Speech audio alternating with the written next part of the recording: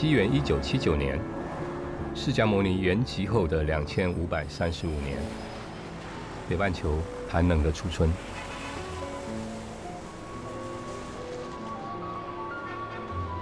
如果你走在美国纽约街头，说不定会跟一个瘦瘦高高、戴着黑框眼镜的中年法师擦身而过。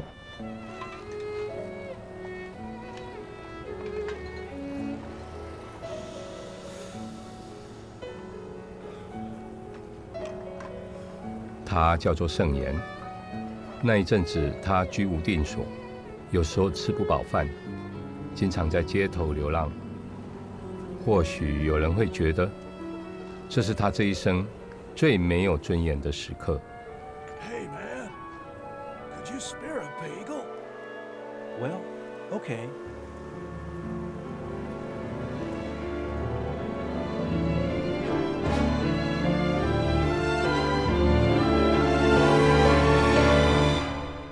Shifu.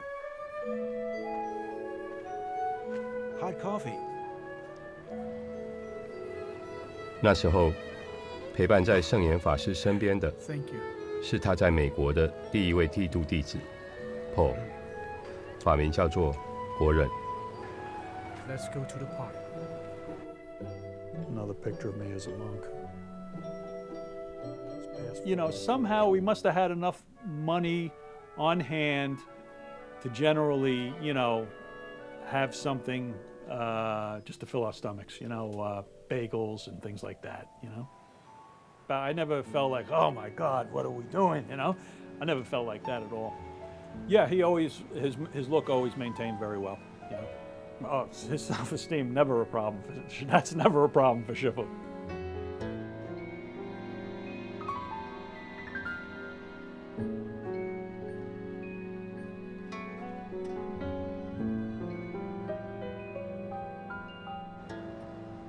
我在美国啊，开始弘法的时候，最早啊，我一筹莫展，没有钱，没有地方住，要想做的事，没有办法做。Here's a bagel for you. 我只有一个弟子跟着我一起啊 Thank，you. 我跟他讲，我们在物质的生活上啊， Shifu, 但 don't 求 worry about your 在 future. 冬天呢冻不死，平常呢饿不死，这就够了。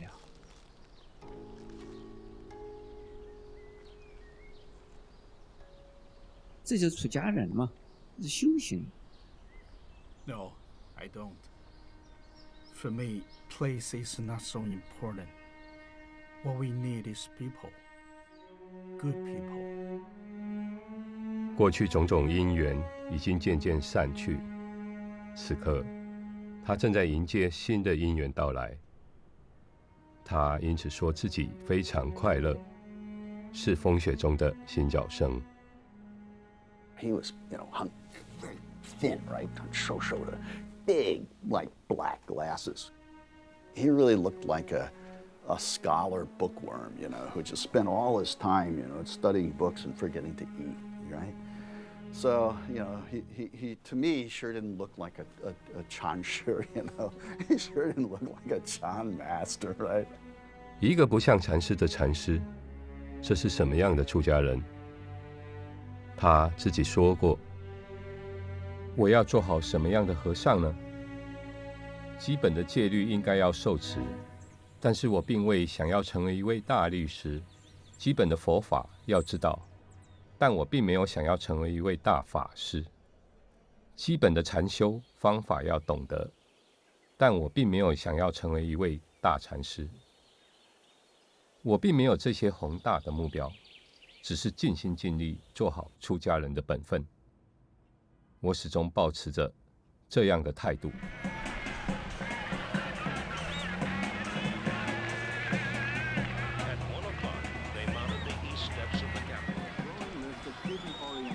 So I don't know if you want to put any of this in the film. It's maybe not a good thing, but you have to censor it. But you know, but that was the time. I mean, at that time, drugs were everywhere. You know, it was one of the first things I told Shifu about when I met him, you know. And he was completely, open-eared and listened, And Henry Wu said, 他是这样的人嘛, And Shifu said, no, just wanted to listen, never said anything after that, right? So he was willing, he was open, he was willing to understand what motivated people to do certain things in the background they had. So he was not judgmental. I was impressed with that. I thought that was quite nice. Rushing up of troops for more blitz attacks. The German strategy is to isolate Polish forces as quickly as possible.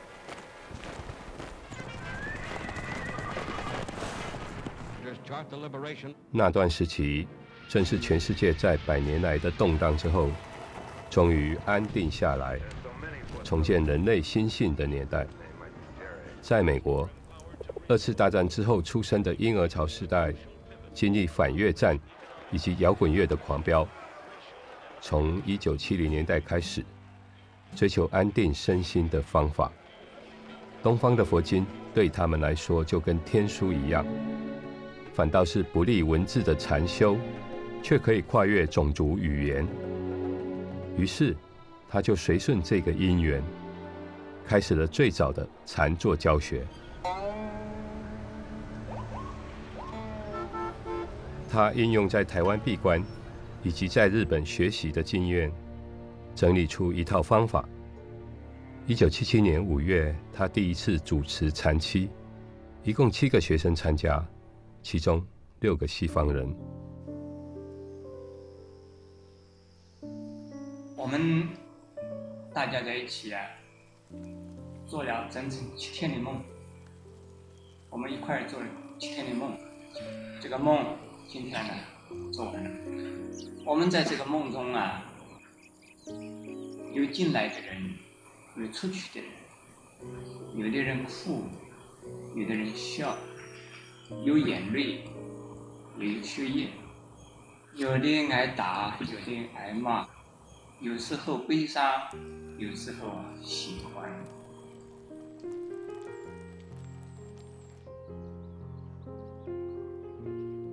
In the Chantang, he says in China, in the monasteries, when people enter the Chantang, they are told, that you enter the Chantang, consider yourself dead. You give up your life. He says, you consider yourself dead. I would say that was the most intense retreat. Shifu was at his absolute peak at that time, I feel.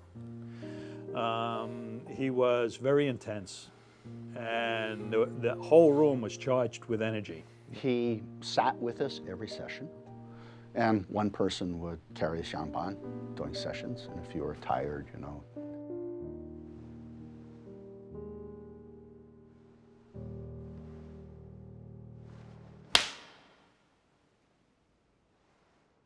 person see you nodding off, tap your shoulder a little bit, bam, and then we took turns doing that. And then sometimes, later in the retreat, he wouldn't stop the sitting at 50 minutes. He'd go on and on and on, and everybody's kind of like, Tui Tong, and stuff. And it would last, 2 hours fairly often, and I would be there in pain. I was sitting there, I was...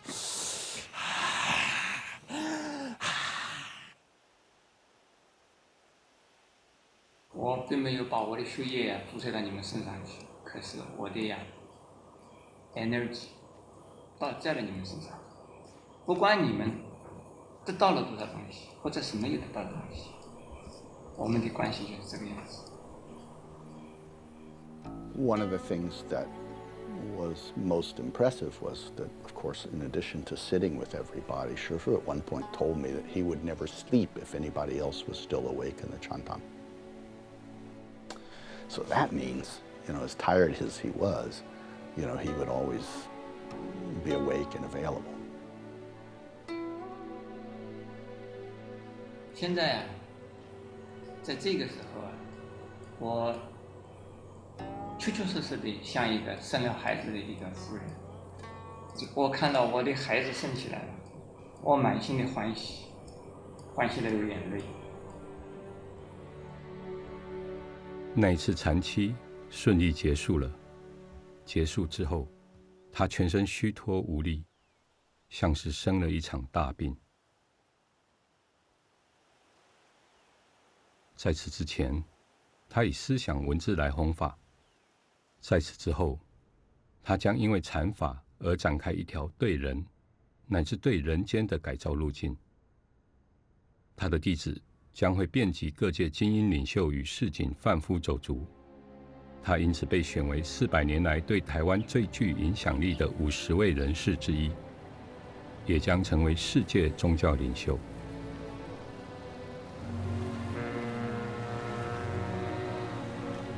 而此刻，只有经由弟子协助，他才租得起一间破旧的小公寓。他用师父东初老人的名字来起名，叫他东初禅寺，英文名字则是禅中心。这是他这辈子创立的第一个道场，第一个家。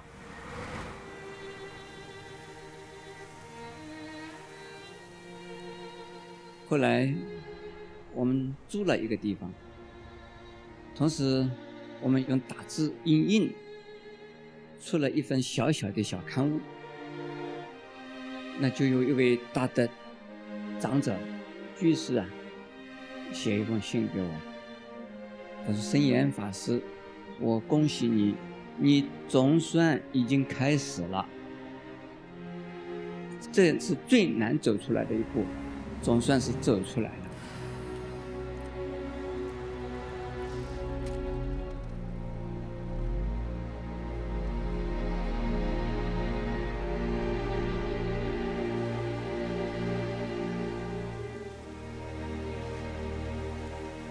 这第一个道场，距离他第一次出家，已经过去37个年头了。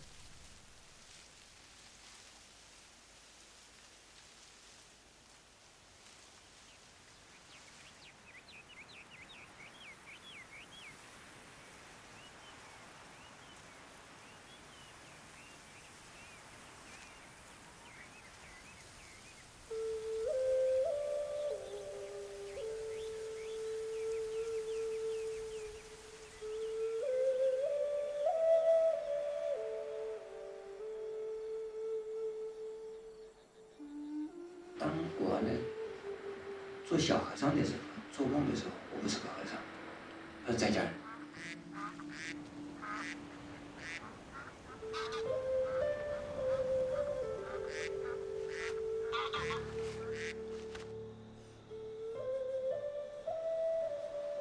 当我当兵的时候啊，我不是个兵，我是个和尚。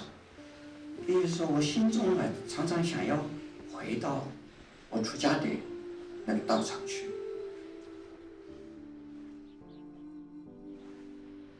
然后我重新第二次出家了以后，这个梦全部没有了，这些梦没有了，这些说我未来要怎么没有了，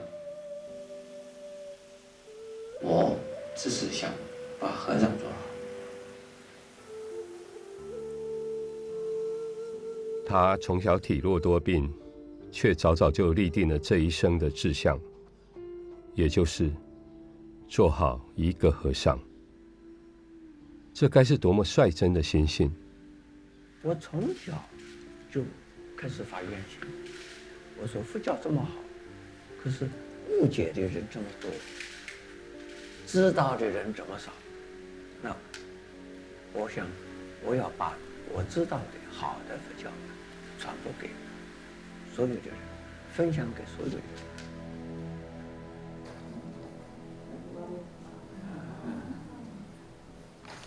Happy birthday to you 。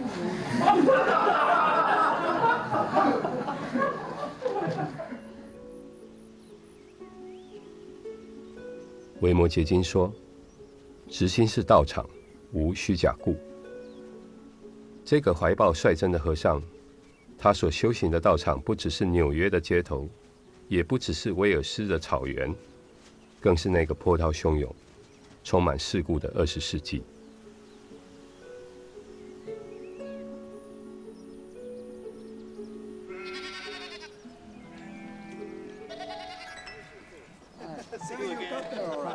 Yes, that is religious theology, religion studies, theology, and Department of History and Art. Dr. Xingyan Shifu was born about 65 years ago in the countryside near Shanghai in a farming family. And from a quite early age, he became a very young monk, a boy monk in a monastery.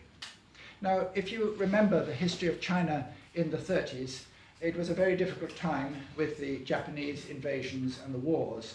So that Shifu's young life was very troubled by these things.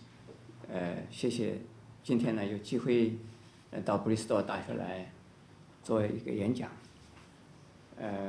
我是刚刚在南部主持了禅期，到这儿。刚才库鲁克教授说我小的时候没有营养，所以我这几天呢就是到英国来呢补充营养。What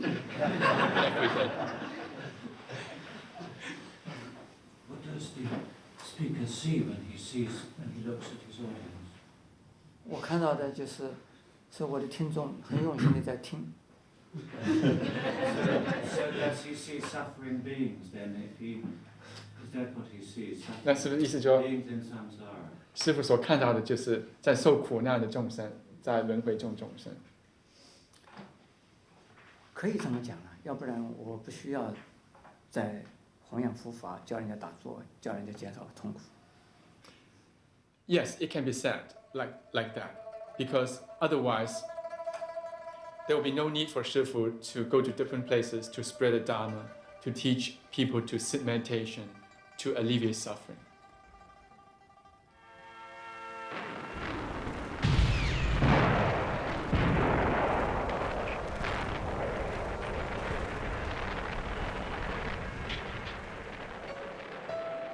“事实上，他这一代人经历了近代史上最为混乱痛苦的时刻，也是中国民族命运跌落谷底的时刻。人的尊严随之荡然无存。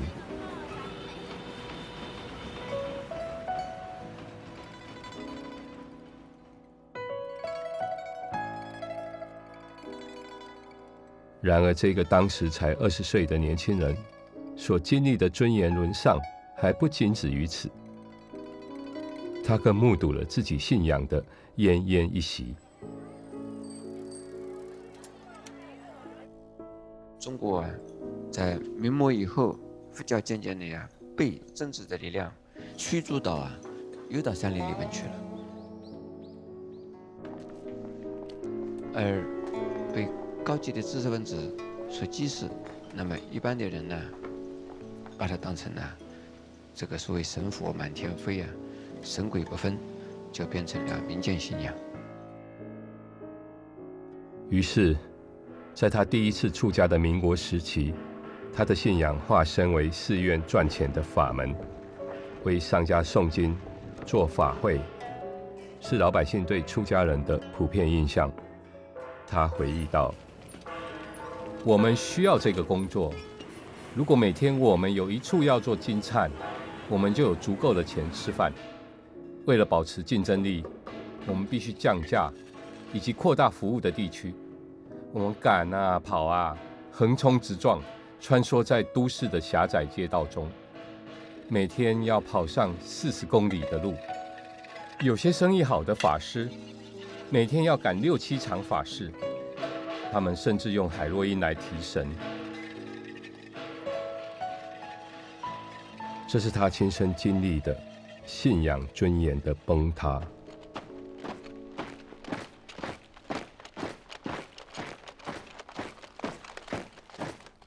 1949年，因为逃避战乱，他不得不暂时还俗入伍，随着军队去到台湾。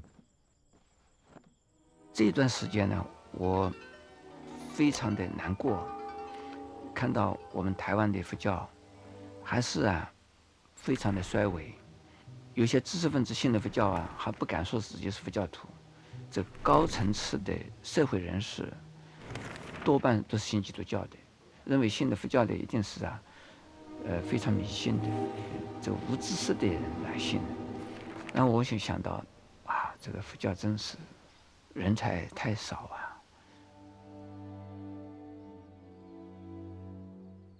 我是觉得他身体啊很瘦弱，看起来这个弱不禁风啊，但是呢他笑口常开，对人啊都很客气，所以在我们那个年代啊，因为这个自己的私学没有念书，书念得太少，这个圣严法师讲，他把台北市立图书馆的书啊一次借10几本回去，所以他说他钦佩2个人。一个是梁启超先生，一个是胡适之先生。胡适之先生叫他怀疑。这个时候的他，很钦佩推动中国现代文化运动的胡适。他经常用醒世将军的笔名，写文章发表在佛教杂志上，提笔为文，成为他重建尊严的唯一方式。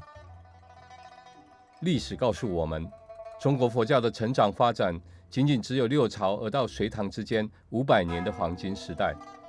至于宋明以后，佛教便走向下坡。胡适先生对于近世中国佛教的看法是：一只饭碗，若干饭桶。这该是多么可怕的讽刺！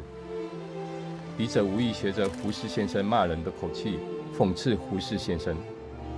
但我们觉得胡适先生的不朽和时代新宗教看法好像并没有超过佛法的境遇。目前的中国佛教固然是在运动了，但那只是头痛医头、脚痛医脚的贴膏药运动，而不是对症下药。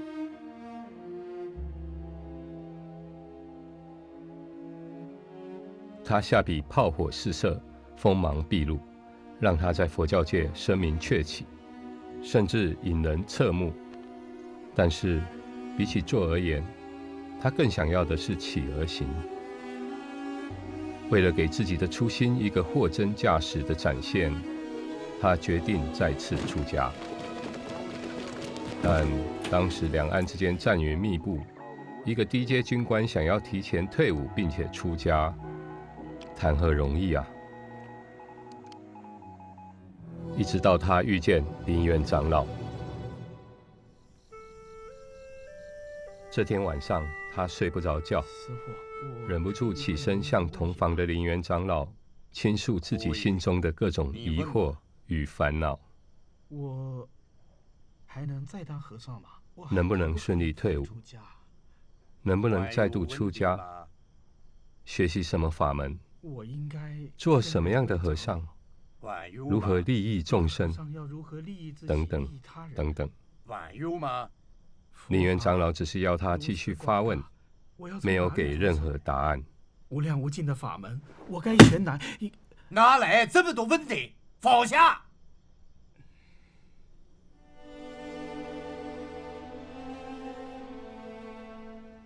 林元长老对这个纠结于各种俗情世故的年轻人，不留一丝情面，用上了禅宗经典的当头棒喝。这是他所学习到的最早的放下。40年后，圣严法师提出面对他、接受他、处理他、放下他的12字诀，就包含了这一路以来的亲身体会。但是那时候他还没有完全意识到的是，除了放下俗情，还需要放下什么。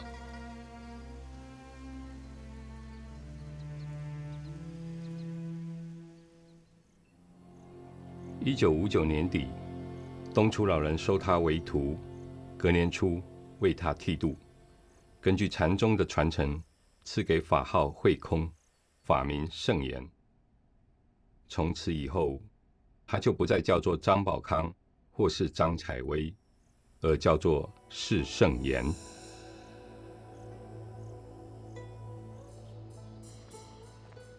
从出家的第一天开始，他的每一言一行都是全新的功课。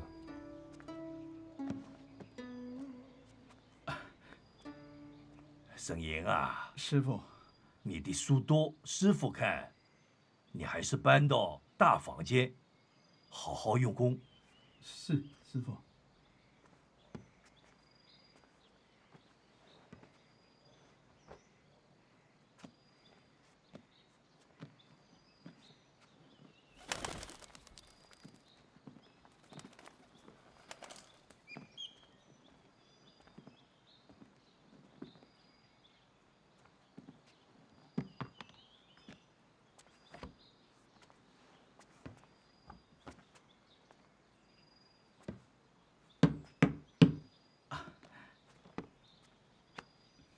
出家人福德不足，开不了智慧。你的业障很重，福报如此，搬到小房间去。是，师傅。东初老人要他从小房间搬到大房间，然后又要他从大房间搬回小房间，要住在这，理由把房间整理整理五花八门。搬到隔壁去。好。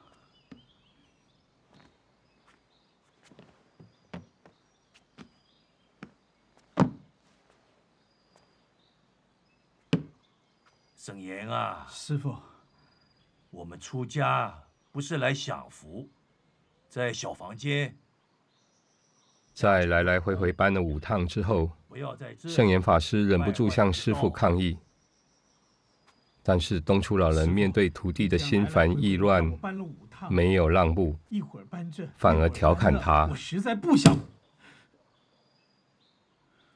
你不是来这里出家的吗？现在搬。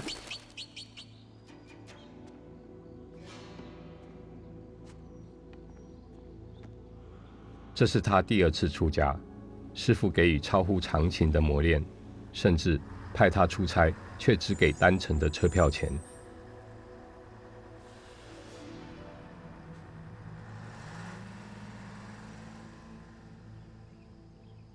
这时候，他已经30岁。孔子说：“人生30而立。”其实，人到30岁，许多习性都已经根深蒂固了，该要怎么脱胎换骨？东老弟，你看到他本人呢，他竟是帝王之相，你看到他，你就会肃然起敬。他年轻得志啊，少年得志，28、9岁就是中国佛教会的常务理事，佛学院的院长。他们那个年代都是出身大的丛林，他们那个新教育是非常完整、非常严格。他都是菩萨其内，是金刚其外，内心很慈悲。他要训练徒弟，要希望他成为这个佛教的一个栋梁之才的话呢，不人家训练，那没办法成才成器啊。在东初老人座下，他整整待了2年。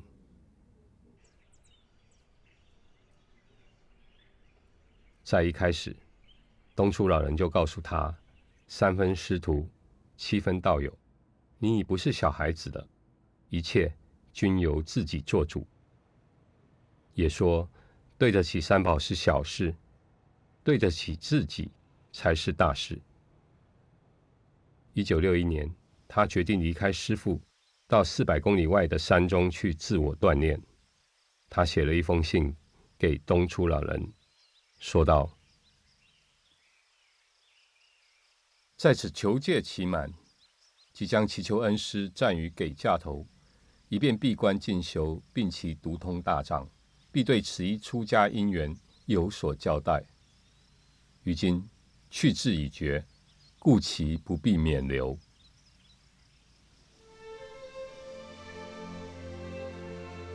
在临走时，东老人一直送到大门口，见他走远了，才尽礼去。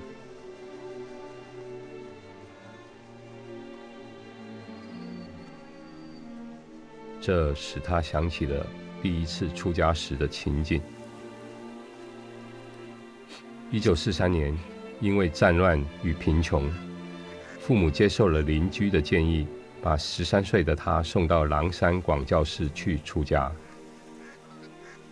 离家那一天，爸妈送了他一段路，父亲默不作声，母亲边在叮咛保重学乖，边在流着眼泪。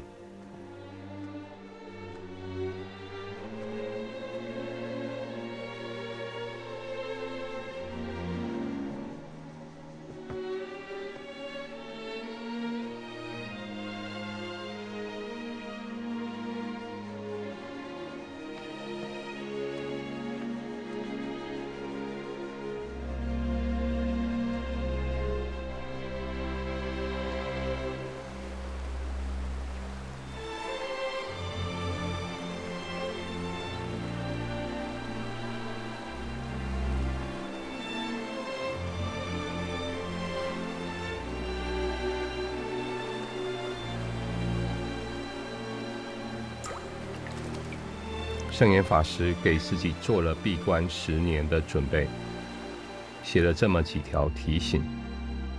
圣严时下自曰：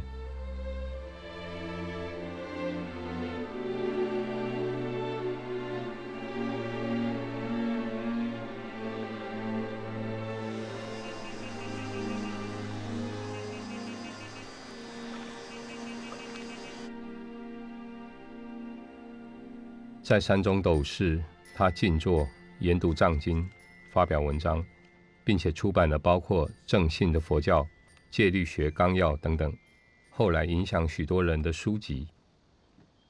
他也频繁跟友人通信，其中一封提到，要想为中国佛教有些作为，只有2条路可走：一是消极地关起门来做学问修持，二是积极的，这是你尚没有说的，而是我早就想说却又不敢说的，那就是创立新教团。这不知道是否就是你所想的，但却是我老早就梦着的。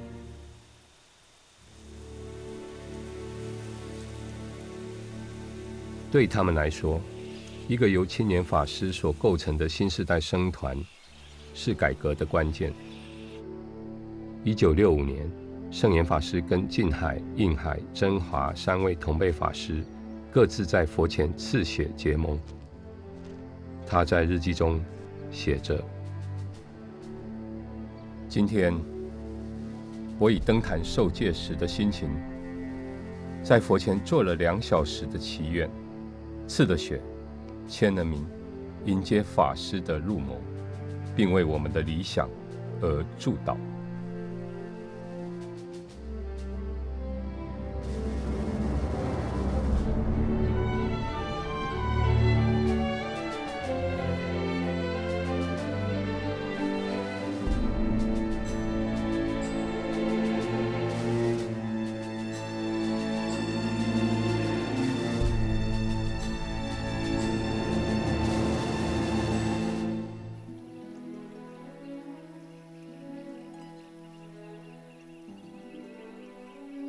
小他1岁的净海法师，那时候正在泰国留学。最早就是他们2人谈起了这个结盟的构想。这12条就是这个最初大概就是我同圣严法师2个人互相同心，就是这个写出来了。大概后来吧，就是说我们的最近严法师了、真华法师了，他们后来要参加，大概他们同意这个内容。所以没有什么修改，大家就是说，这样的能为中国佛教多做一份的，多做一点力量了。12条写了以后的自己取名嘛，这个取名后面大概就是次数嘛，就是说大家希望就是有一个决心啊，是这样的走。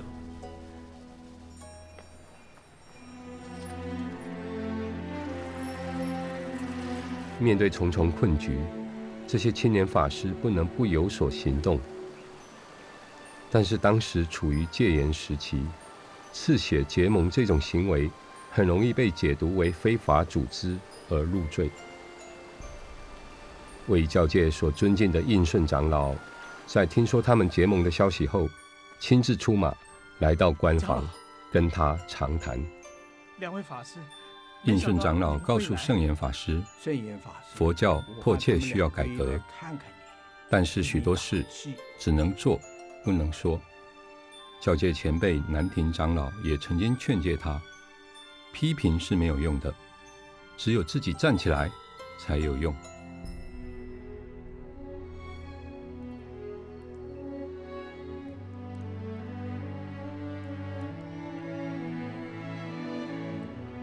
禅宗六祖慧能说过一句话：不思善，不思恶。就在这个时候，本来面目是什么？只有放下醒世将军善恶分明的激愤，那通往四圣眼本来面目的道路，才有可能在灯火阑珊处一点一滴地显现。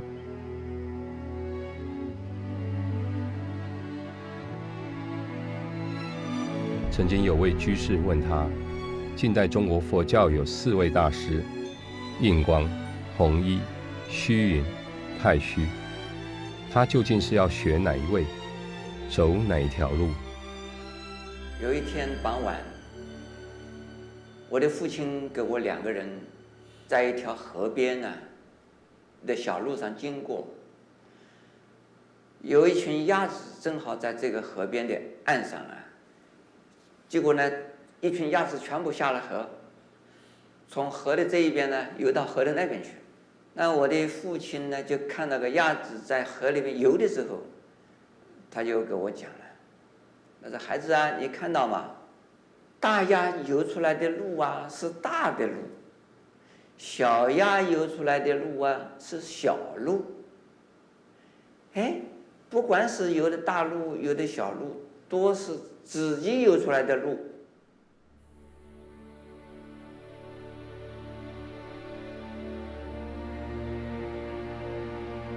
他认为自己是小鸭子，为了让初心能够在新时代游出一条路来，他决定排除万难，离开台湾贫弱的佛教教育环境，前往日本，接受现代学术的洗礼。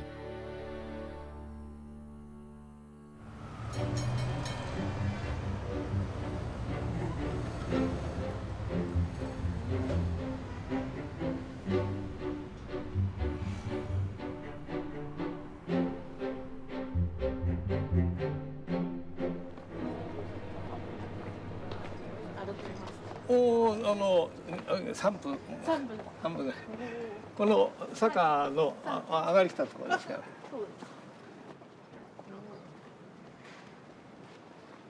こですよ。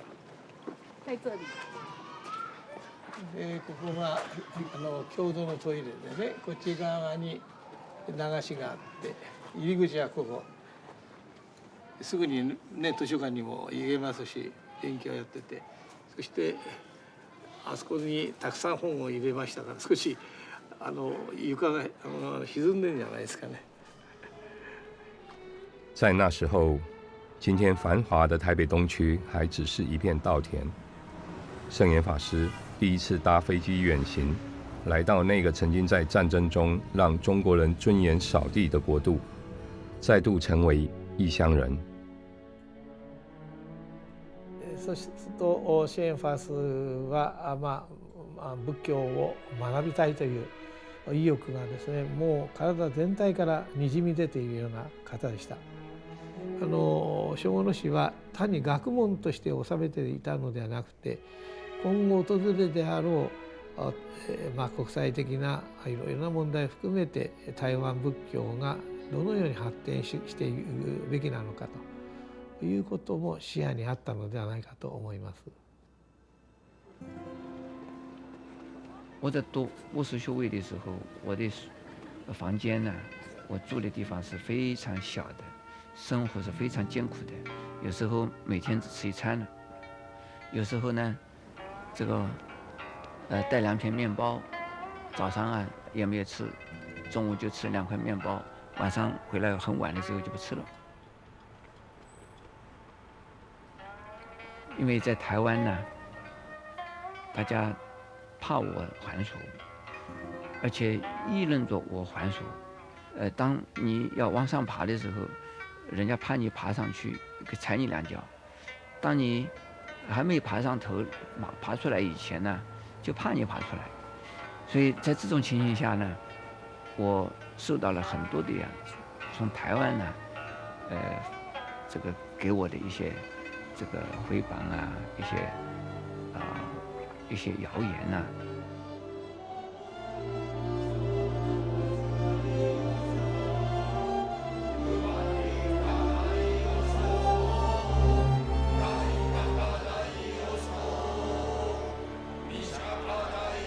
日本の仏教は戒律に非常に緩やかです。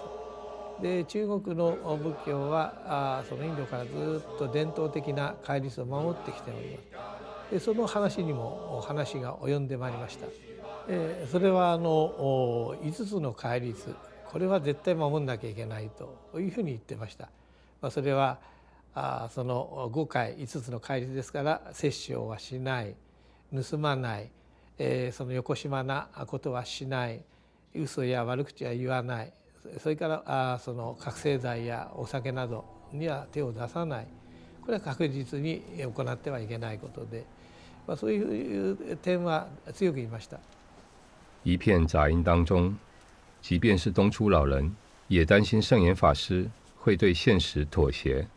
东老人要他寄照片回去，以证明没有还俗。我的师父对我在日本留学的期间呢，给我一个勉励。他讲一句什么话呢？他说：“圣严呢，你应该要做宗教家，请你不要仅仅做一个宗教学者。在日本，宗教家不多，而宗教学者很多，但是宗教家必须具备宗教学者的基础。”我以我的师父给我的勉励呢，我谨记在心。师父的勉励，成为他面对世俗力量时的精神武器。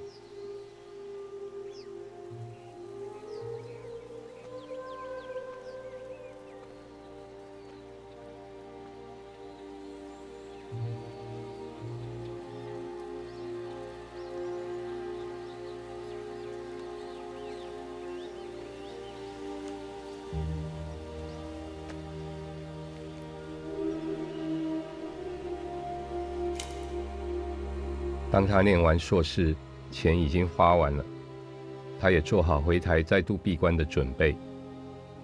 想不到，就在这时候，有一位不知名的华侨给了他经费，让他可以攻读博士。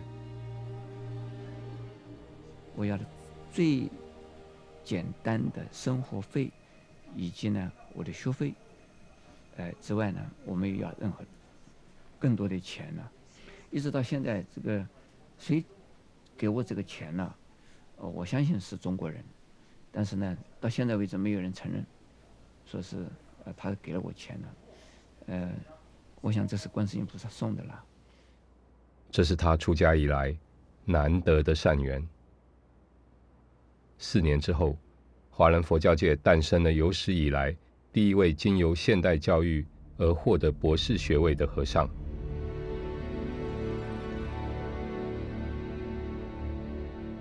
あの頃は文学博士ということで、その学問を極めた人が初めてもらえるものなんですね。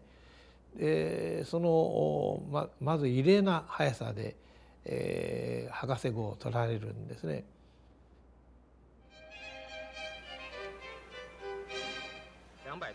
当时，台湾正在招揽海外留学生回台推动建设，圣严法师也受到邀请。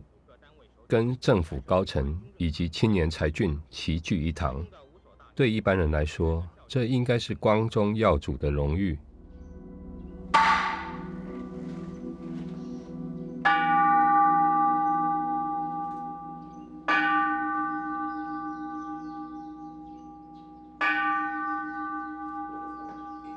然而，对照宗教家的本心，世俗的学历与名位又意味着什么？他在日本禅修的时候，就遭遇半铁牛禅师的严厉质问。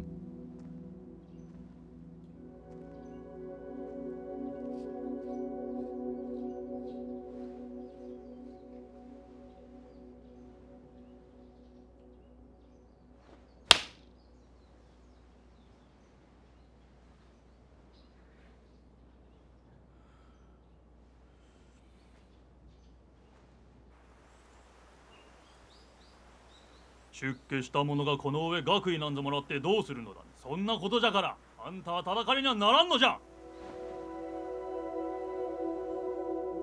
万老師は、何せ理屈を言うなって、ね、実践をやるっていう、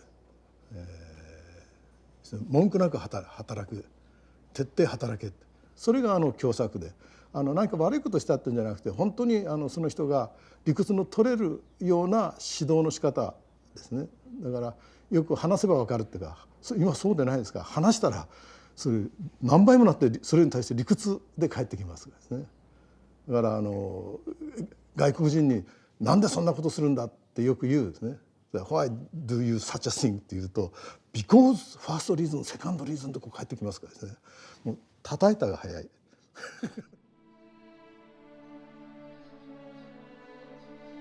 透过相伴，半铁牛禅师教给他一个放下名位与知识障的功课，而同时，世故的台湾社会则逼使他去体会更为冷冽的放下。读完书以后，我想回到台湾的时候啊，台湾没有人要我啊。实际上我回来也没有什么事情好做。当时有位同学跟我讲，他说你在日本呢，学会了开汽车的技术，拿了驾驶执照了，但是我们国内没有汽车给你开，我看你回来也是没有用。これ社会っていうのは人間関係が難しいこともありますからね、特に日本に行って周りの目から見ると堕落した仏教を学んで何になるんだと。でそこでもって、博士号を得てもあまり大したものではないというような悪口を言う方があったかもしれませんしね、道の流れでしょうけれども、一度台湾に戻ってからすぐアメリカ行ったんでしょうかね。ともかくアメリカに行くということを聞いて、大変びっくりしました。他达成了出家人史无前例的成就，却无家可归。博士论文通过那一天，他在寝室里的观音圣像前痛哭了一场。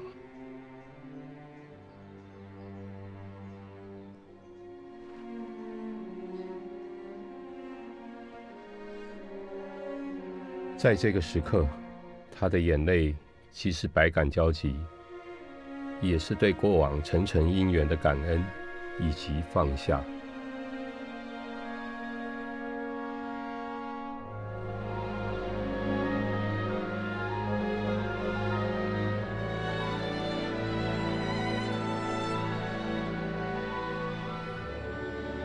1976年，美国佛教会邀请他到纽约担任寺庙住持，从扫地、洗厕所做起。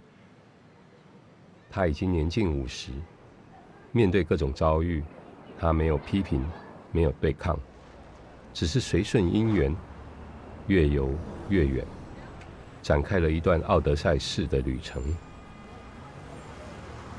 在他写给台湾弟子的一封信中，这样说道：你们的师父一生穷困，但从未潦倒；一生不向现实的环境低头，但为求法与弘化，愿向一切众生行起。信心和道心是从艰苦乃至绝境中升起。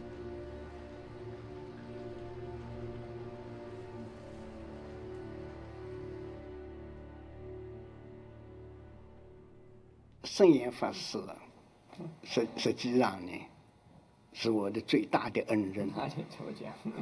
圣严法师在日本的时候，好像我帮他一点钱，我说不忘记了。所以佛教里边其实讲得很清楚，你所谓种福田，你这个福有福的这个田里边了，圣严法师呢就是我的福田，而我呢是这个福田里边了放了一点这个肥料啦，或者一点这个东西进去，所以呢，今天想到圣严法师，不但是他救人的恩，而且他本人自己对于要陪着我或者使我了能够了根基热心的这个一个悲心了，实在是非常非常的感激。陈伯伯，你这是小小的钱，可是有佛陀的心，所以。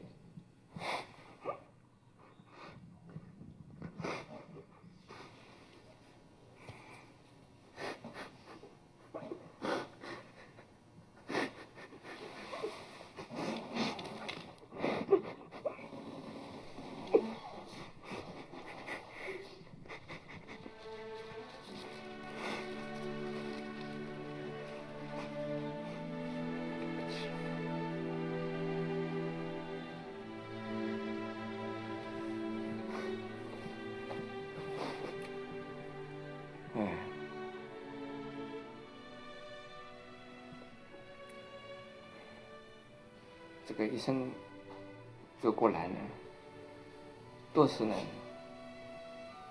被压制的、被打击的、被拖后腿的，这个逆增上缘呢比较多，而这个顺缘比较少。老居士呢，沈老居士啊，就是在我生命之中的一种温暖，可以说是阳光啊，我非常珍惜。所以说我今天来呢，刚才失态了，是一种感激啊，一种感动啊，我也不知道为什么会这样子，这个很多年没有了，谢谢沈先生，谢谢沈老师。沈伯伯，你还有没有心里面还有没有什么话要表达？我没有什么话要说，对对。法师是不是今天见到这个？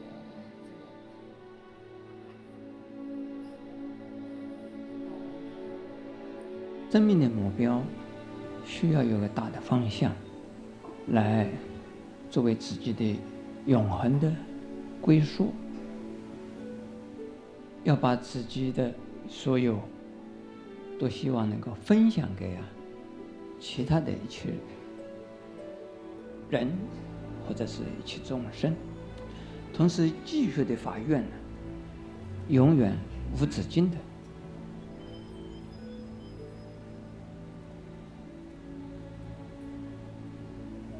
能够建立这样的目标，人生呢，不管是短或长，都是非常的有尊严。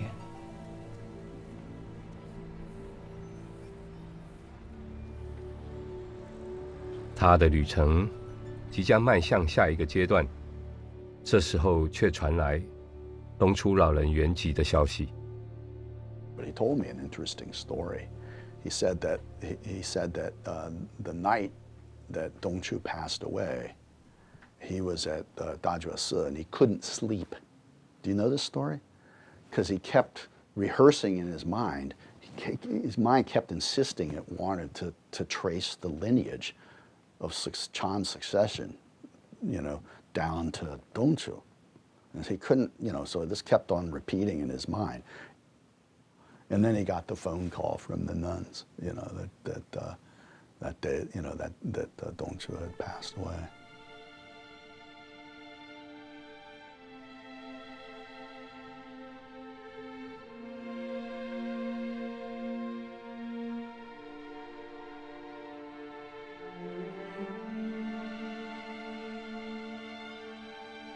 他赶回台湾，遵从东初的遗命，接下师父的担子，同时还得照顾远在2万公里外的美国弟子们。就这样，如同在大房间与小房间之间的来回穿梭，他开始了将近30年在太平洋两岸奔波的越洋生活。此时他50知天命，人生下半场的开端，也翻开了做好一个和尚的下一页功课。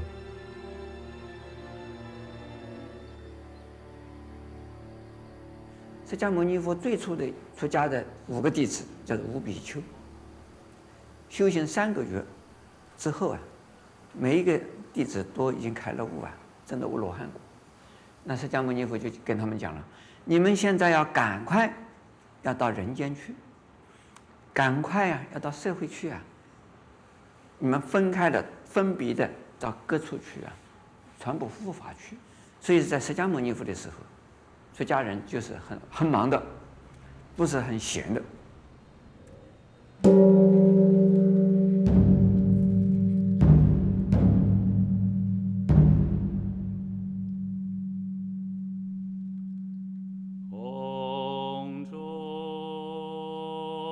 圣严法师的人生下半场，就从接引新时代的信众以及培养新生代僧侣开始。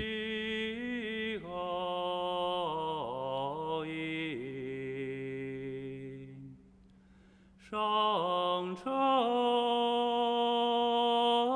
天堂，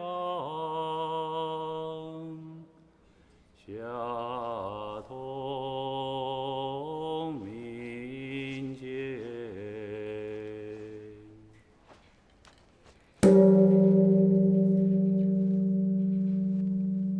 你为什么会出家呢？我说，因为我对禅修有兴趣，我没有因为什么而出家，是因为我喜欢禅修而出家。禅修呢，能够改变我很多，因为对整个人的个性、脾气都改变很多。不然的话，我本身也是蛮铁齿的。第一刀，愿断一切恶；第2刀，愿修其善；第3刀，愿度一切众生。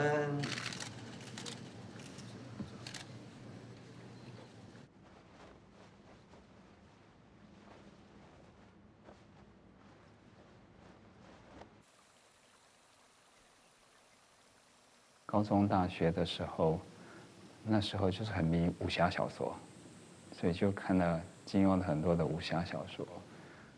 那个扫地僧对我影响就是，我觉得它是一种，它不是把降服别人，而是一种心悦诚服的方式。所以我就一直在向往，我有没有办法成为那样子的人。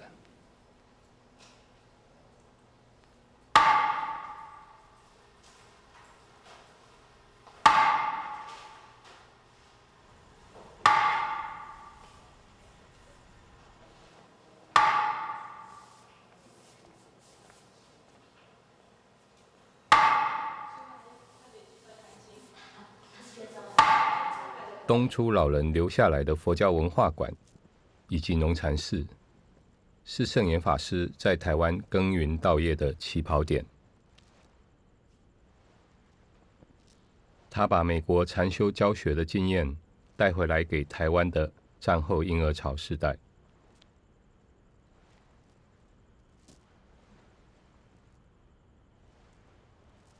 圣严师父是在台湾最早带禅期的一个法师，没错。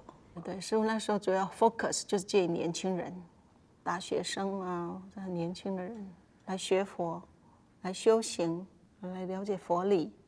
对，那时候佛学社团也很盛，每个大学院校都有佛学社团，所以来亲近师父的禅期啊、禅期的大概都是佛学社团的为主，为多数。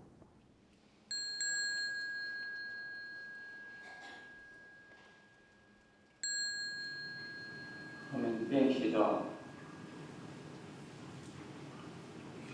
身心是合一的，是平行的，跟身体合在一块，心跟身体合在一块。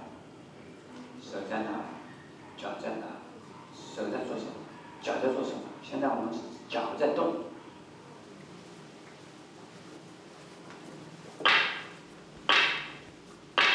回到个人的原位。我在第一天晚上都讲到，《心经》讲什么？有2句话，或者是1句话，非常重要，是什么？《金刚经》讲然后《坛经》里边的什么，大家都会念，都会背出来。可是呢，一修行马上想什么，追求什么马上要转向开悟，希望要得一个果，什么果啊？苹果、芭乐、释迦。比如说，他知道我以前年轻的时候很喜欢打坐，很喜欢打坐，一天到晚都在做。因为我们心里面的框框，什么叫修行？就是关着门，自己在山里面闭关。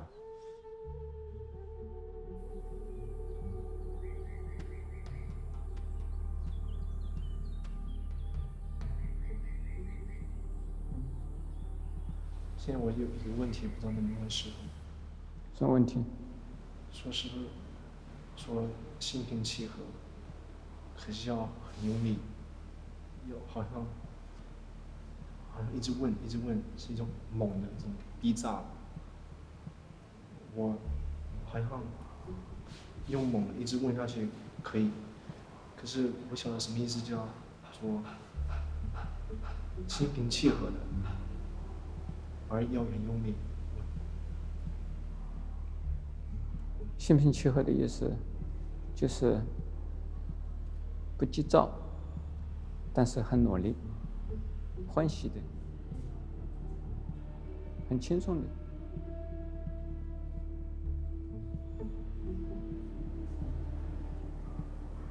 诵经算不算是方法？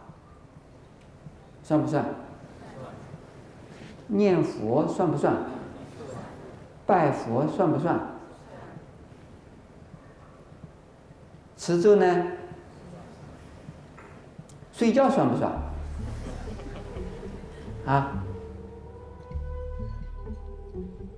因为我以前常常跟他在一起，常常被他磨，就叫 grind away， 磨掉你这个我要了生死，我要觉悟，我要什么？我要我。如果你只要我要，你就是对不起，地狱。为什么呢？你会活得很痛苦。那个基金会里面有插了，那外面的话不陪衬的话，怎么外面就插？那这边本来有一个渗透的哈，好像青是白的、黄的这样子，我把它补起来这样子。你整片就不会补得起来吗？先前的。好啊。所以呢，我希望我们的女众不要依赖男众，我们出家众不要依赖在家众。这个是呢，养成我们出家众的这顶天还有立地，作为一个独立自主，随时随地让人家来作为靠山，不是把人家当靠山。其实我出家的因缘很简单，我学佛了，我想要比较深入的学习佛法，同时佛法那么好，我想跟别人分享这个佛法。那么我又要学习佛法，又要跟别人分享佛法，最好的方式就是要做到专业。要做到专业，最好的方式就是出家。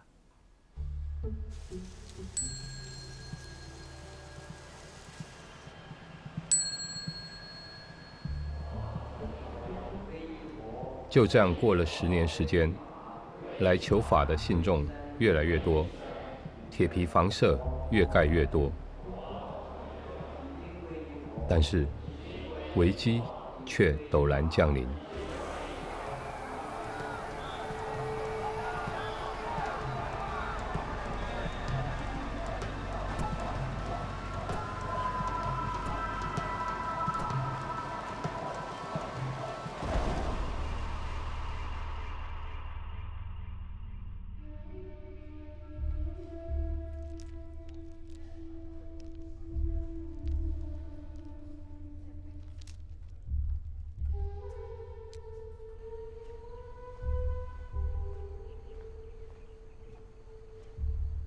1989年，因为关渡平原开发计划，农禅寺的空间将受到极大的限制，必须赶紧寻找另外的地方。那一年是他60耳顺之年，在那个股票与房地产飙涨的年代，他决定化危机为转机，在短时间内找到面对大海的一大片山坡地，用来建设一个信仰与生命的教育园区。他相信这会是一个千年道场。为了信仰的初心，为了弟子的成长，为了众人的依归，他许了一个超越此生的宏大愿望。尽管在现实上是极大的挑战，但是很快的他就发现到，众人的愿力比他想象的还要巨大。很多的信徒听到我们有了地了，大家很高兴，但是又听到说师父没有钱了，他们很为我担心。有一天星期天呢，我讲经之后，召集大家开了一个会议，那个时候参加的都300多个人，不到400个人。我说大家愿意不愿意来支持为我们募款呢？愿意募款的人请举手。结果几乎90%以上的人都拿了全部布，有的人根本第一次来也拿了全部布。这个地方将叫做法鼓山，它的目标是提升人的品质，建设人间净土。他说，这是这一辈子以来做的最大胆的一件事情。来了4位啊。这个一段时间我们也非常辛苦，信徒们这是非常的热忱，我们我是更加的辛苦，为了建法鼓山呢，在工程方面、捐募款方面，都要我付出更多的很多的时间和心力。有人说，师父啊，你忙得好可怜哦，师父啊，你忙得应该休息休息啊。我就讲了2句话，我用这2句话勉励大家：忙的什么？很欢喜，累的什么？很快乐。我们78年才成立护法会嘛，有的学理工的，有的学文学的，有的学医的，有的学法律的，每个人的背景不同，那大家难免目标方向是一致的，是无可怀疑，没有错。可是你要怎么样子去把它 implement， 怎么去把它达成出来？每个人的这思考的这个 approach 就会不一样。当然这个中间也会有很多的 argue， 然后就突然有一天就告诉我们说，晚上教我们要上这个观音殿。那一天下大雨，那一天我们大家就觉得心里头就觉得怪怪的，说今天师父要我们来，到底是要干嘛？师父都没说。结果师父大概7点多来到观音殿了。观音殿到了以后就拜我啊，而且就像就刚刚讲啊，我感恩你们，感恩大家，我对不起大家，怎么样？师父就跪下来，就在那边哭。他说：“我对不起你们，我要跟你们顶礼，我跟你们忏悔。”那么我们大家就看着师父这样，我们大家通通跪下来，我们通通哭，所有的人也都哭成一团。现在想起来，当然就是惭愧了，我们就是太坚持己见。但是那一天我们看到师父是不一样的，师父掉眼泪，我们也掉眼泪。师父他觉得他就是要跟我们感恩这样子，那实际上谁承担得起？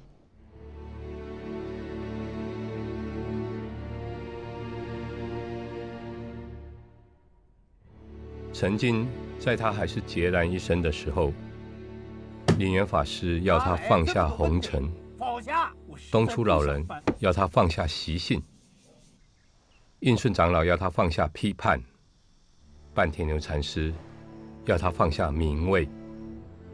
而今到了团结众人、建设人间净土的时刻，弟子们让他认识到更进一步的放下，那就是放下师父的身段，才能进入每个人的心房。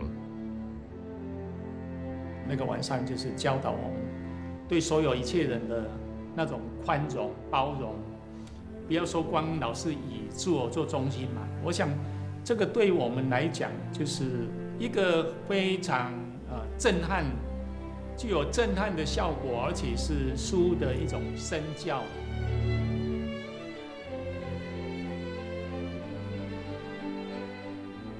果园法师，如果让你再出家一次，你会跟师父出家吗？这个不用说了，因为好像只有这位师父，因为他的东西真的是能够给我们受用的太多了。可是他那么爱冒险。冒险就是冒险啊，又怎么样呢？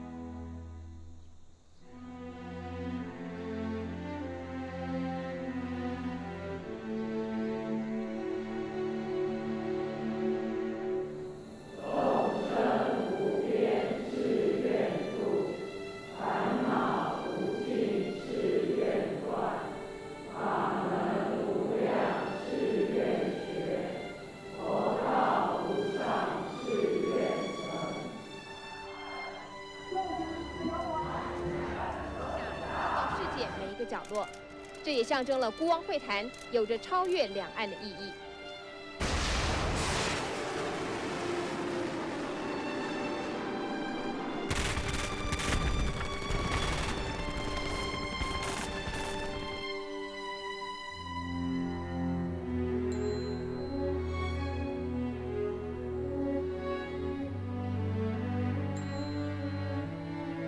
其实华虎山是一个很浪漫的一个道场，不是我们一般讲的浪漫啊，就是他对美好事物的那种追求，跟对某些挫折困难的包容力。entrepreneur 或者创业者，他最大的存在最大的意义是他在创造的一个环境。我觉得师父就是如此啊。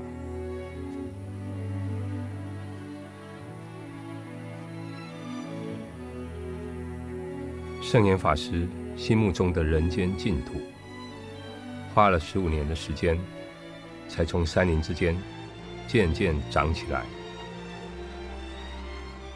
我们的本来面目是谁？我们这个山上的建筑物，以及山上的配置，全部都是朴实的，跟大自然融为一体，那这都是本来面目。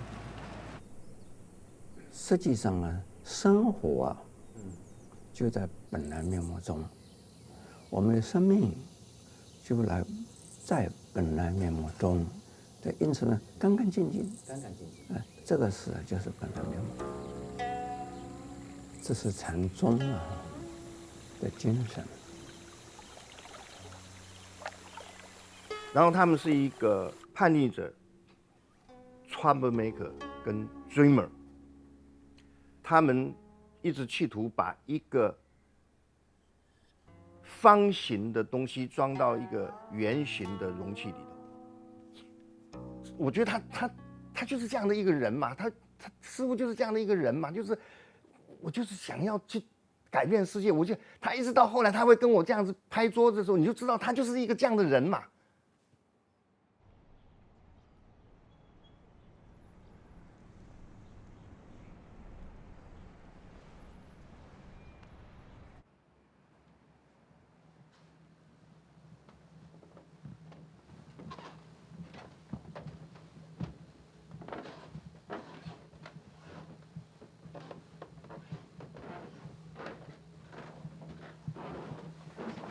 这一套都是大藏经啊，这一套都是大藏经。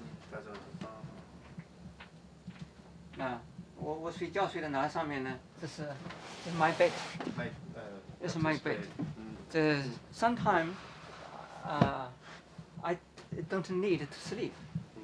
就这样子的哈。一个晚上。这样子可以打坐了。可以打坐啊。这是我睡觉的这个被毯子。那我们睡觉的时候啊，就因为一个人睡嘛，已经绝对是够了。特别是我这个身体那么小啊，那这样睡觉，绝对够了。师傅一个晚上会不会翻身？会啊。也会翻身啊。翻过来以后再翻过去。再翻过去啊。好，就放这里。这一段时期也是世纪之交，全球经济与政治局势更加复杂的时候，他马不停蹄往来世界各地，主持禅修、法会、办教育、演讲开示、著书立说，与社会各界深入交流，没有片刻休息。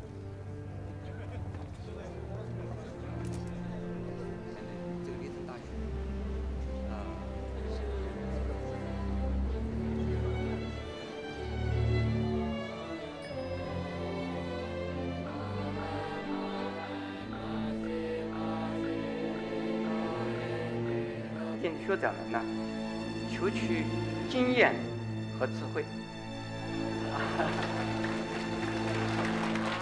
谢谢。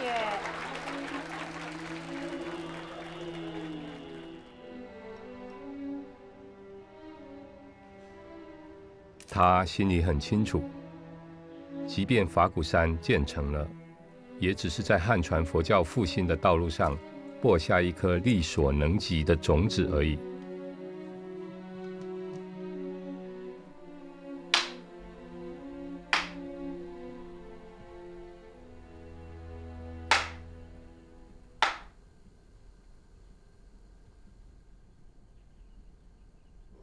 我们这个汉传的佛教没有人才啊，没有把东西拿给人家看啊，也没有人把那个汉传的东西，把它一个是翻译，一个是消化，方法上没有啊，不是没有。我们从天台的、华严的、禅宗的，都可以把它整理出来的。我年纪老了，这个还有多少年龄就很难讲了哈，就是也心里很急啊，赶快希望培养人才。你年纪比我还轻呀。是，但是呢，就是活到你这么老，也只有十多年的时间。10多年，你可以做很多很多事，这个很多事。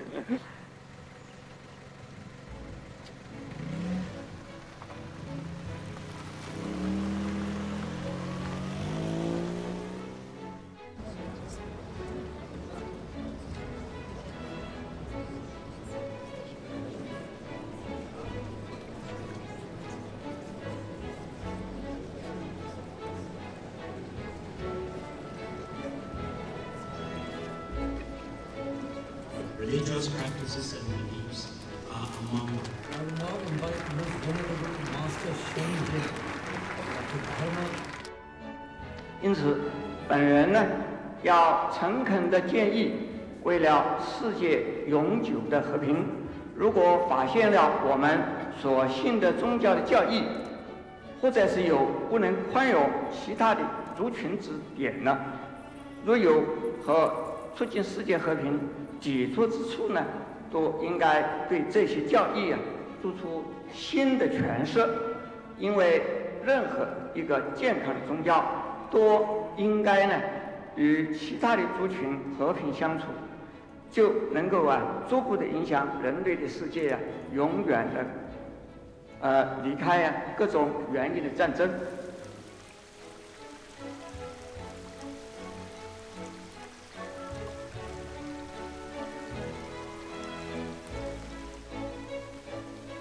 因此，我们的团体正在推行着一项运动，名叫“心灵的环保”。简朴的生活是中国禅宗的特色，禅修者由于物质生活的淡薄，所以获得心灵的自在与平安，这样呢，心灵安定，便不会受到外在物质环境的刺激以及诱惑，也不会伤害到他人或者是破坏环境。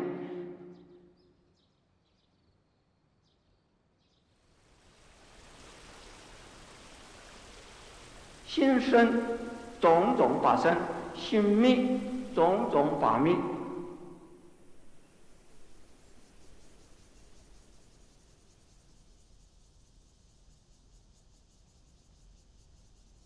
我们现在正在提倡另外一个运动，也就是说，把佛教所说的佛国搬到我们人间来，也希望对其他一些宗教的对天堂现在我们人间成立。祝福我们这个世界呢，就在人间能够见到佛国，又在我们人间见到我们的天堂。谢谢诸位。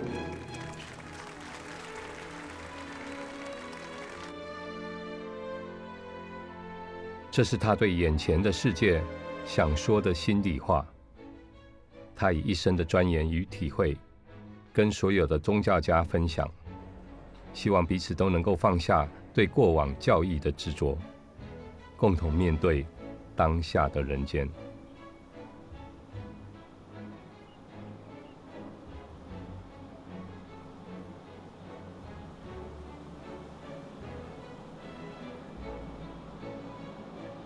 好，很好，请注意动一下，动一下身体，动一下脚，动一下腿，动一下手，动一下。他也用4句偈来总结所谓从心所欲不逾矩的70岁。70年病弱奔波，懒得记得失功过。三宝做指路明灯，随缘见人间净土。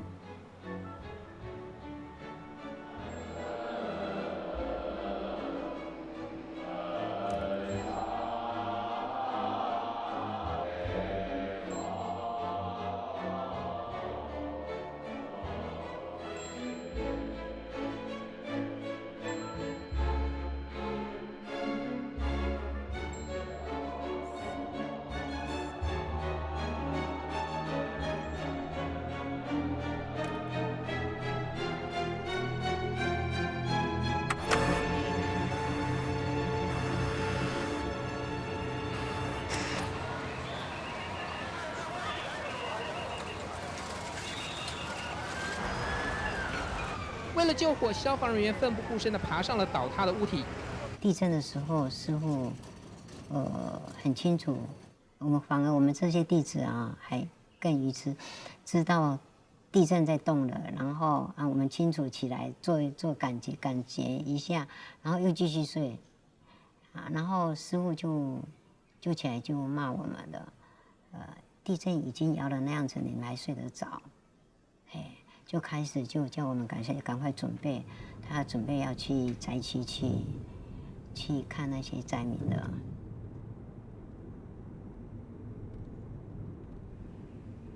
那时候师父身体最不好的时候，大家从外面看起来都不知道师父的身体不好。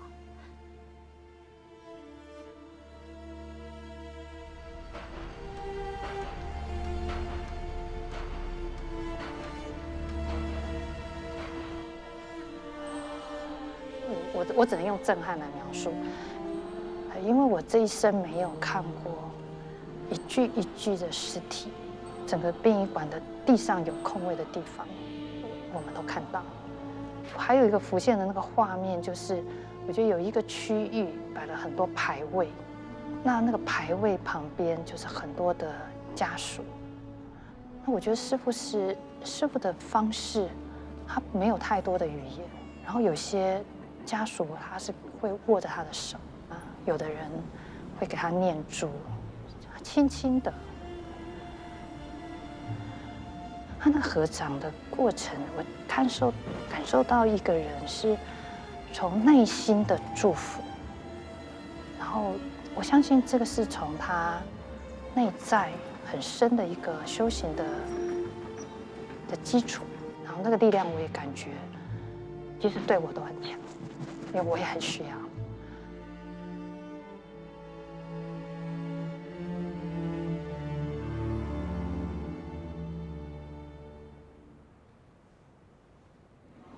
我问了很多人啊，他们觉得吃的没有问题，那就是这个新的厂商啊，这个重建比较困难了，就是他们将来的物质的建设可能还比较容易，心理的这个医疗啊，就是心理的听疗啊，可能更重要一些。那我现在呢，只是来了解状况，来看看我们能够做什么。所以师父那时候讲了几句，我觉得到现在都很经典的语言，比如说，我觉得这一句话到现在都很深刻，就是我一向相信呢，救苦救难的人，那就是和尚，能够在受苦受难，而还非常坚强的，能够活下来，还能够自利利人，这种人，那才是伟大的和尚。像我做过广告产业，比如说我们在想一句我们讲的这个文案或者 slogan 或者是这种时候，那个过程是非常非常复杂跟很深的啦。那我一直觉得这句话是佛法当时的感觉，就是说那真的就是大智慧，说那也是一种很深刻的慈悲啦。所以那个时候我对师父才开始有一个比较觉得会产生一个很崇拜的那样的一个尊敬他的那种情绪就会产生了。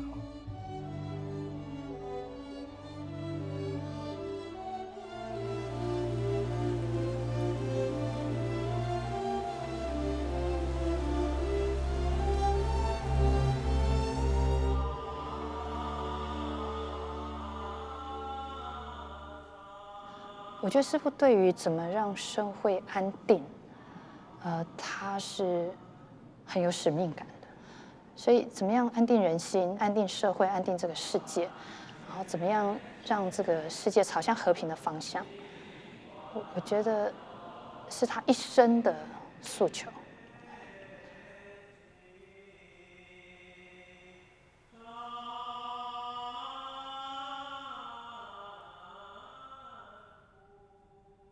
一般的社会的就是社会服务、社会运动，都是现实上来做到关怀。我是讲的永恒的关怀，关怀他的现实的生活要关怀，永恒的生命都需要关怀。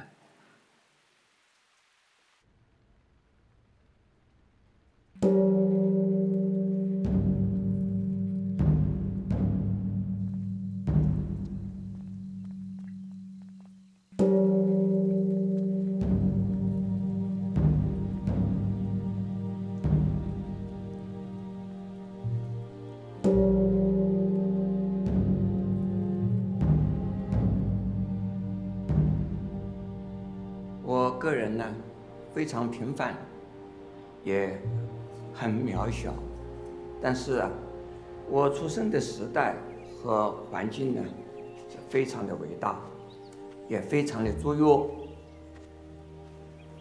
因为天灾的水涝、荒旱、人祸的连年战争，使我在刚刚学会说话的时候，就见到了生命的无常和环境的脆弱。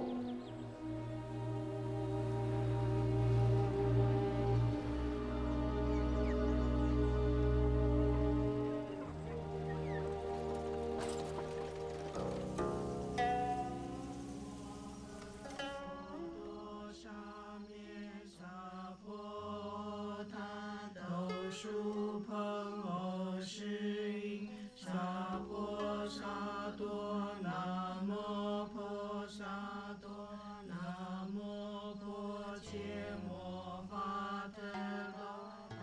除了信赖冥冥之中的鬼神的保佑，没有任何安全的保障。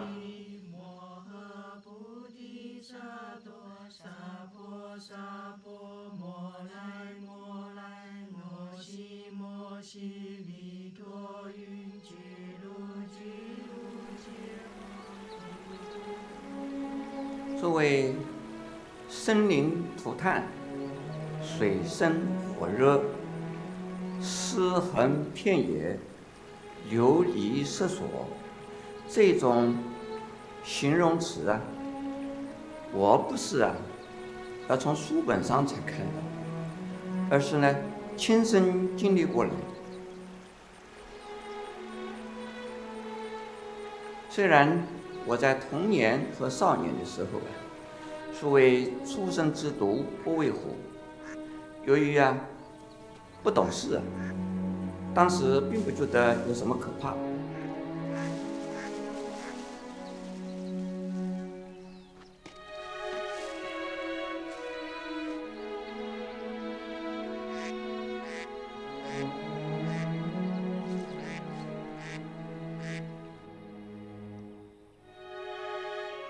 但是到我40岁那一年上山出家之后，就发现了人生的无奈和生命的虚幻。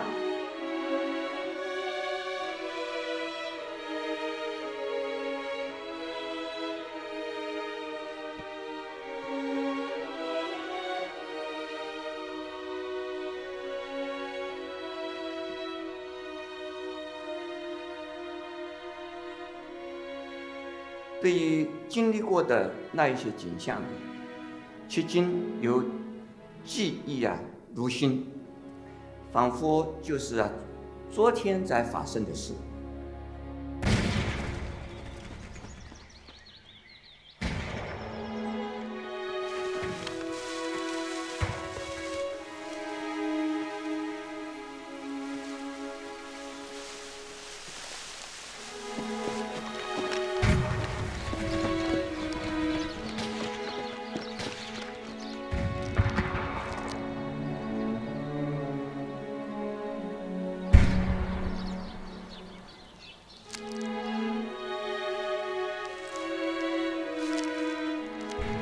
我对我所受的灾难不敢怨天尤人，倒是存着感恩的心。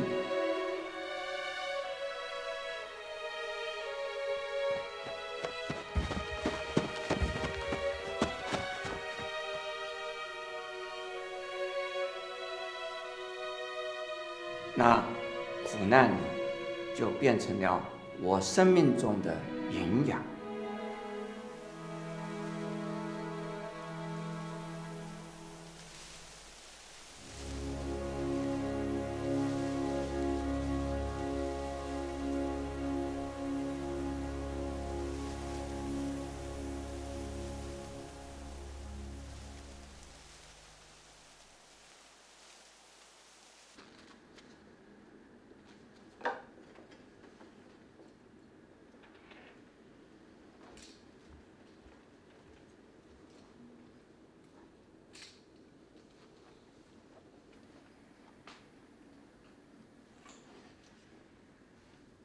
南无观世音菩萨，南无阿弥陀佛。诸位菩萨，我是圣元。有人建议我就是换肾去，我没有换肾。如果换了肾，我不会每一个星期到医院里去洗肾3次。我为什么不换肾？因为我的年纪已经大了。我说好好的肾用在年纪轻的或者是壮年的人的身上，他用的时间比较长了。那我已经今年79岁这个来日无多，用一个肾，那等于是浪费了一个肾了，这是一个非常不慈悲的事，所以我拒绝换肾。阿弥陀佛。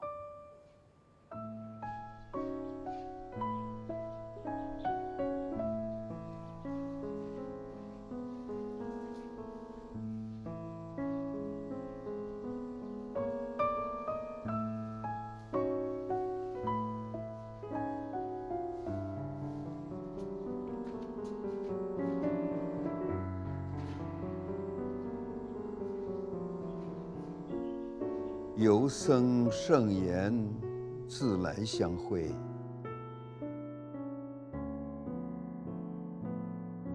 与你同立在人间的屋檐下，雨水顺着岩流点滴着，一滴一颗的念珠，我们用心一颗颗地琢磨着。时间的念珠哪经得住琢磨，则无非是消失，一下子就是一家子了。我们去看他的时候是1967、68这样的时候，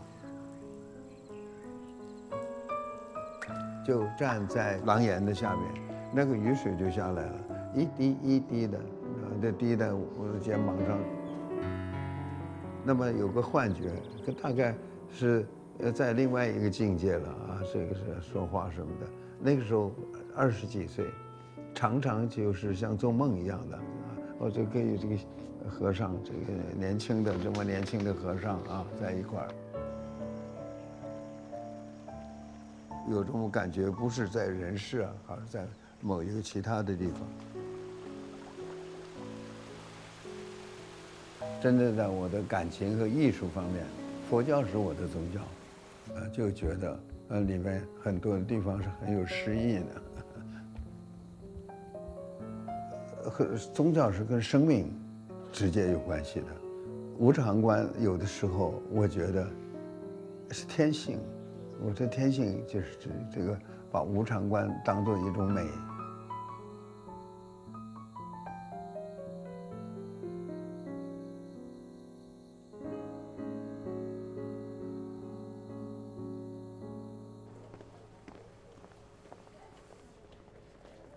我第一次看到师父的时候是2005年3月，那个时候是血尿，那个时候其实肾脏功能就不好了。师父做了肾脏的切除，左边的肾脏切除以后呢，就洗肾了。我问他痛不痛，他说会痛，但是不苦。我说要不要打吗啡，他说应该不用吧。这点是蛮印象深刻的。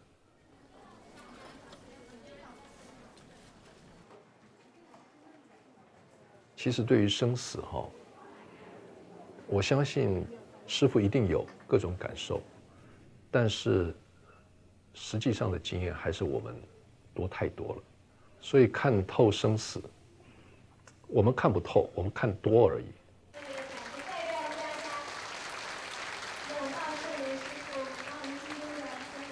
在他生命的最后阶段，医疗团队跟弟子们尽心尽力照顾他病弱的身体，让他可以继续专注在自己的任务上。这段期间，他结合临济宗与曹洞宗的传承，创立中华禅法鼓宗，传法给12位法子。紧接着，法鼓山落成开山，并且把方丈职位交接给果东法师。法鼓山第2任方丈世职。21世纪初，法鼓山已经有超过10个道场、3所教育院校、5个基金会，近200名僧众，信众遍布全球各地。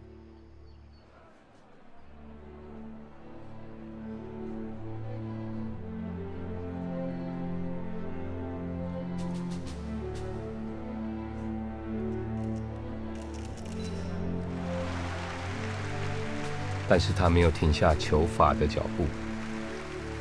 面对病痛的纠缠，他说：“把身体交给医生，把性命交给佛菩萨，自己就完全没有事了。”这可以说是他给自己的心灵环保，也是他作为和尚最后一堂放下的功课。他即将穿梭到另一个房间，另一个时空。2008年12月，医生就跟我们讲说，那个癌细胞已经扩散。可是我们有一位医疗的法师啊，他就是好像要逗师父开心啊，就跟人讲：“师父，你会长命100岁的啦，这样子。”然后他就说：“好，现在呢，我来问长宽，长宽，你觉得我长命100岁好不好？”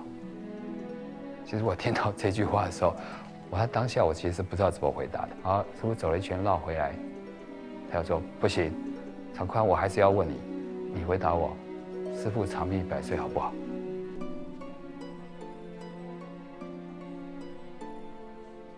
所以我就直接回了一句，说：“报告师父，这样好了，弟子把这个当作公案来缠好了。”后来师父他就笑一笑，他就走了。对。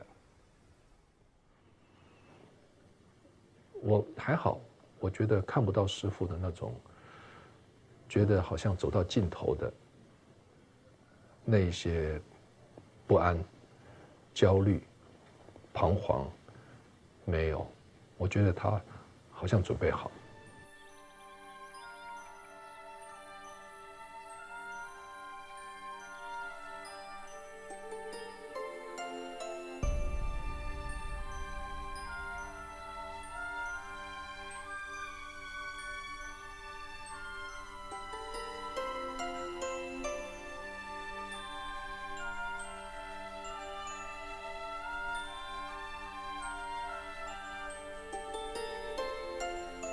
如果说我死了的话，不仅仅是在这个地球上，并不仅仅是在台湾，也不仅仅是在这个宇宙，而是在无限的时空之中。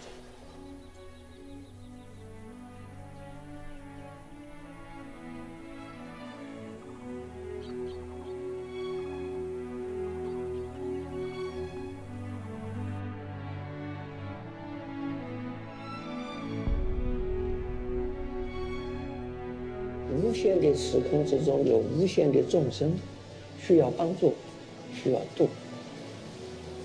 哪个地方一个缘成熟了，我就去。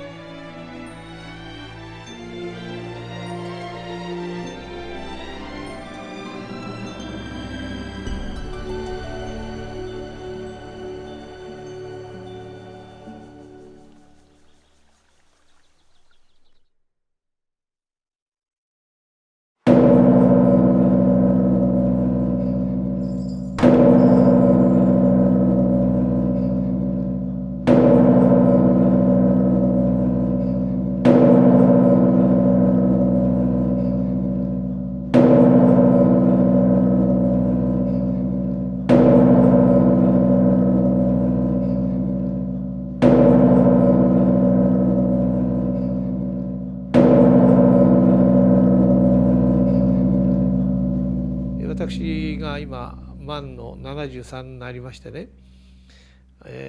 いやあと5年で将軍法師と同じような年になるけども、将軍法師のようにはとてもなれないし、まあでも僕も生涯の中で将軍老師にお会いできたというのは本当に人生の宝だったなというふうに感じてます。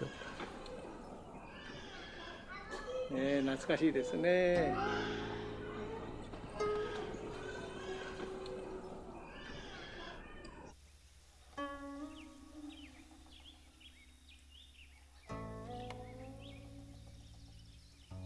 这个公案，你现在有什么答案吗？现在